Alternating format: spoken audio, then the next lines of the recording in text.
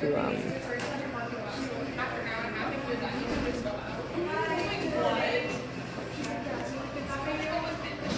gotta love technology. Hi, I'm Julia Catsivo, and I'm here today with Brian Almeida. Yay, my friend Brian. So we've had an amazing breakfast this morning.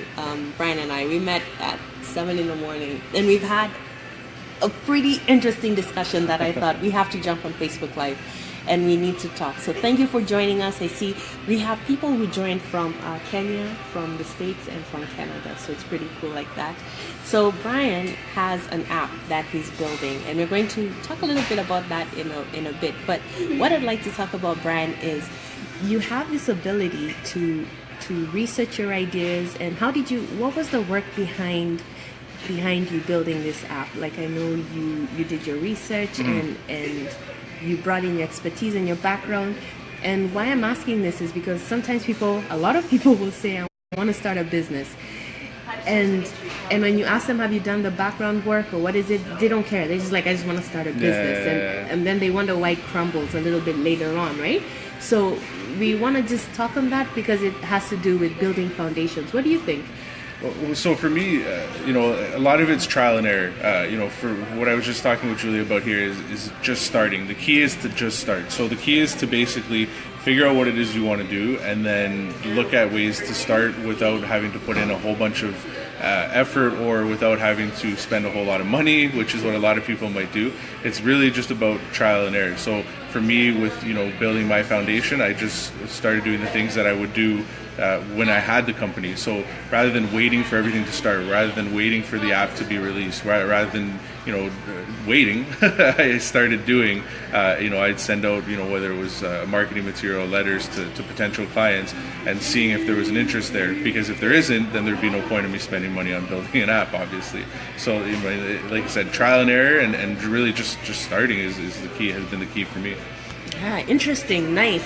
Now, what about, did you have to do any research before you started? So, for example, before you knew that you were going to build an app or what you were going to do, did you have to do any research? Did you speak with people about it? Or did you just get up and say, this is just what I'm going to do? Well, it's sort of a little bit of both. I mean, the idea was stemmed from previous work experience, but it really started, I talked to a friend, and then that friend introduced me to another friend, and then we started working together on the project. And then as time went on, I started talking to other people, whether it was, designers, app builders, other entrepreneurs, and just really sort of, taking their knowledge and some of my own and figuring out ways that it could help me.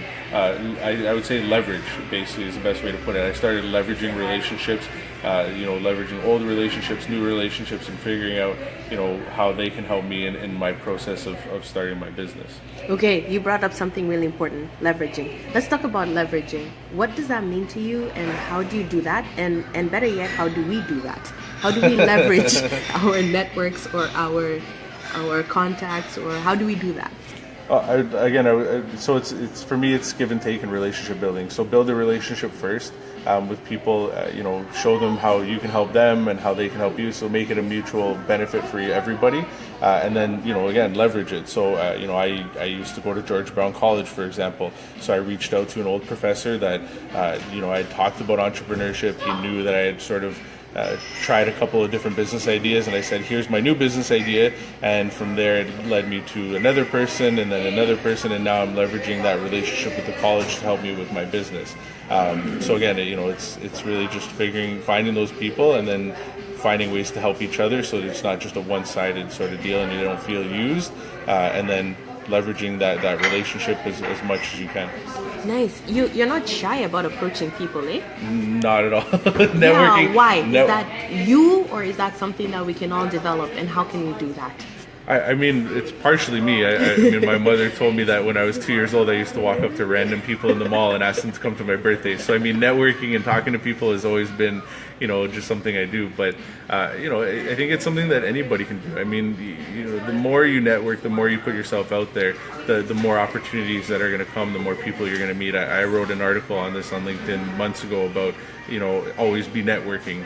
Networking is key. Meeting people is key because you can't do everything on your own. You're not going to learn everything on your own. You're not going to be an expert on everything. So networking is the key to business, I would say, because that's the only way you're going to be able to, I would say, almost accelerate what you're doing, rather than trying to learn it all, or rather than trying to take a million courses and all that kind of stuff. Network, meet the people who know, and then, like I said, leverage it.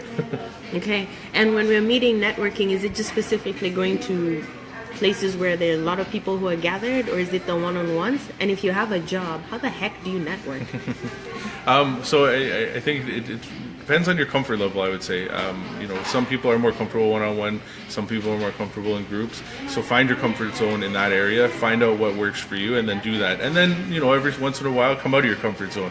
If you're not a fan of, large networking events, go to one anyways. Try and, face that fear and see. I mean, as social as I am, I didn't usually like big networking events because I felt like intimidated. Like, how do I start a conversation with this person? How do I start a conversation with that person? But the more I'm doing it now, the easier it's becoming, because I'm not as afraid of what people think or what they're gonna, what sort of conversation we're gonna start.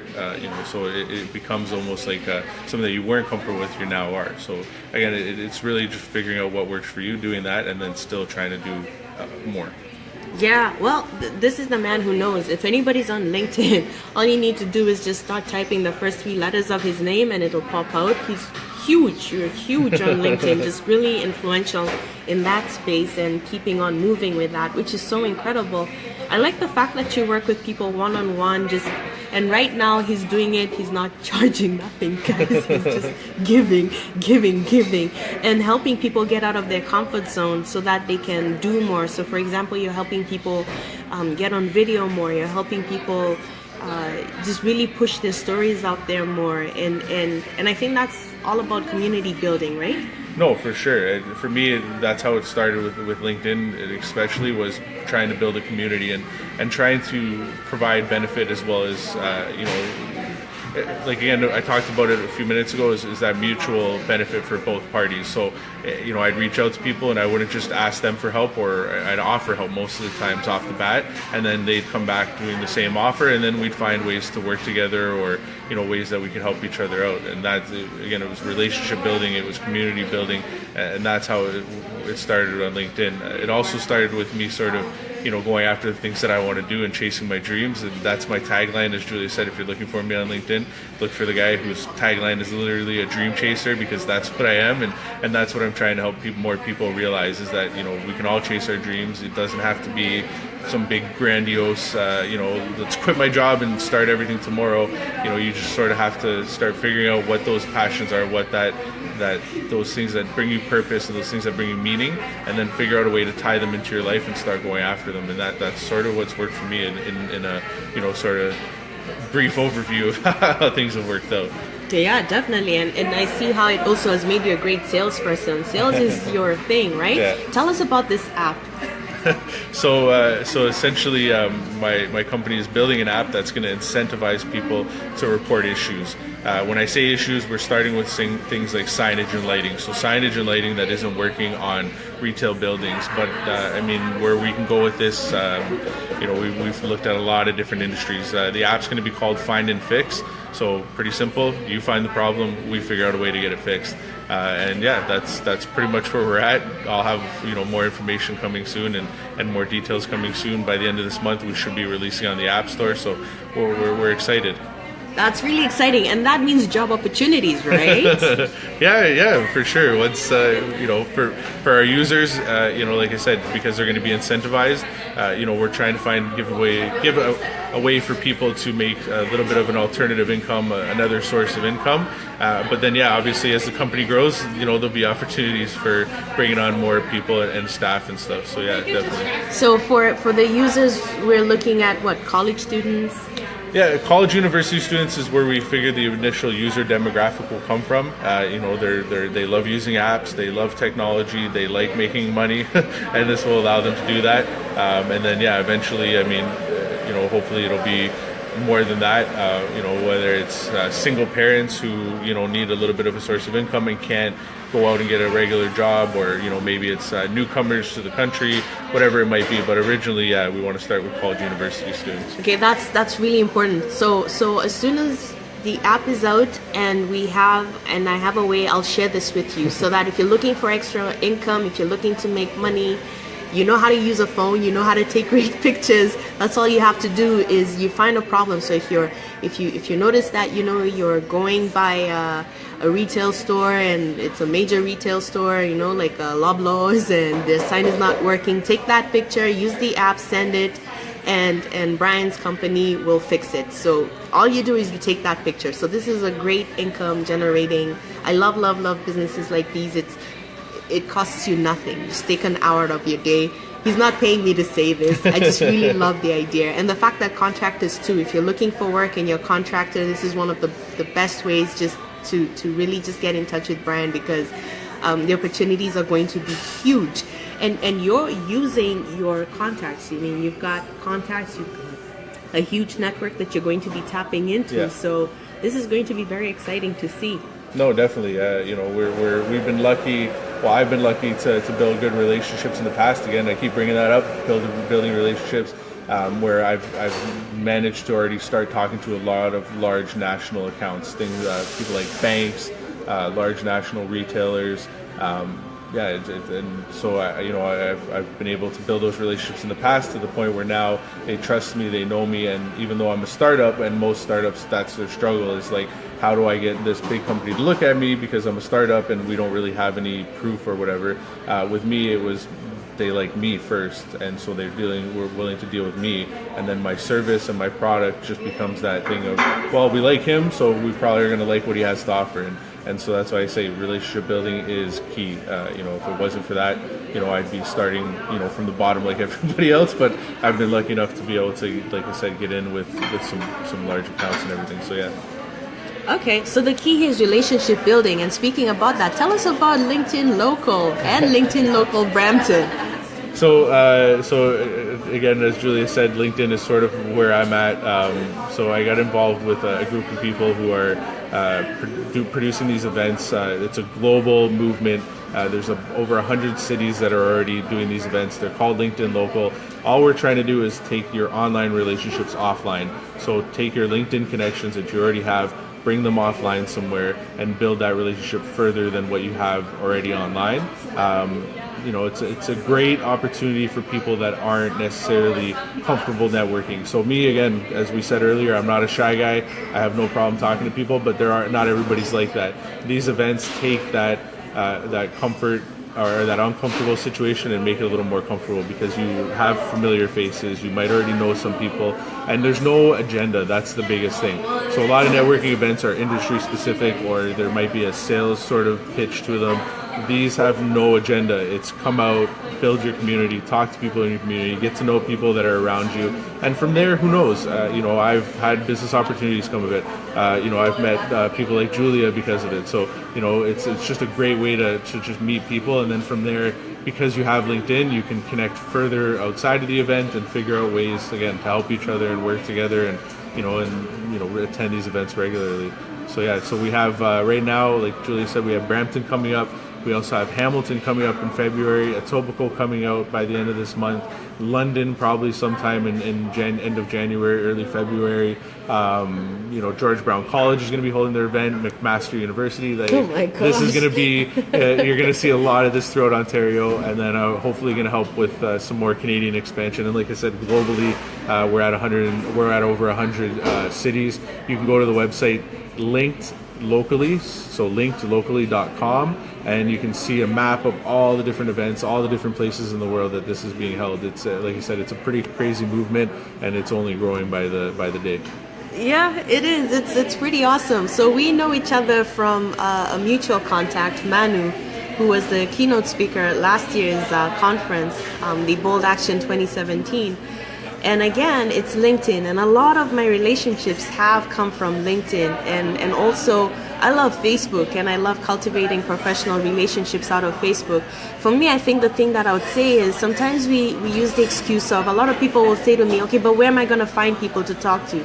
Or, and I'm thinking, what are all those numbers on your social media account for? Like, honestly. Yeah, no, it's true. I mean, I built a community of just under 600 people I'm approaching 2,800 people right now on LinkedIn. And what you realize is that for me, what it started with was sharing my story, because what I've realized is that we all share experiences. So the one thing that you and anybody else will share is an experience in your life, because you're not the only one that's gone through it. We've all had something similar that we can relate to. So when you start sharing your story, you'll notice that a lot of people will relate to it, they'll reach out, and then from there, that's how you start building those relationships, because now you've found that common ground. Whether it's, for me, I got laid off last April. A lot of the people that I've met on LinkedIn and that I've conversed with are also people that got laid off around that time, or got laid off in general and want to figure out, what's next for them, or, maybe it's talking about entrepreneurship and so on. So, I mean, again, it's sharing that story, because, that's how you'll connect with people. That's how we, as humans, I feel that's how we find a connection. Rather than trying to figure out if, you're from a similar industry or you're from a similar upbringing, just share stories and see where people can relate, because I can guarantee you there's at least one person out there that will relate with you, if not hundreds. I like that. So go for that connection point, which is human relationships. Forget about industries or work, that sort of thing. Build a relationship and the business will come. I think that's really hard for a lot of people to understand, because you're thinking, money? Yeah. Oh, yeah. No, most of us, we think business first, right? But it's definitely, I mean, with relationships and all that, business will come. I mean, the best business will probably come from you building relationships rather than, I as a quick example, I remember having an interview one time, and the interviewer, the question that got me the job was, they said, if you had a customer who was coming in to buy something and leave, or you had a customer who needed customer service, which one would you rather deal with? And I said, the one that needs customer service, because I have an opportunity to build a relationship with them, have them come back, possibly purchase more, have them refer clients, and so on and so forth. That customer that's in and out, I'm probably never going to see them again, and they're not going to care whether they buy from me or the next guy. So that relationship building is key, no matter really what you're doing in life. Okay, there we have it. Thank you so much for being with us this morning Not a and problem. taking your time and doing Not a this. I problem. love it. Thanks Thank you for so having me. much. Have a great day, rest of the day, and we'll talk shortly.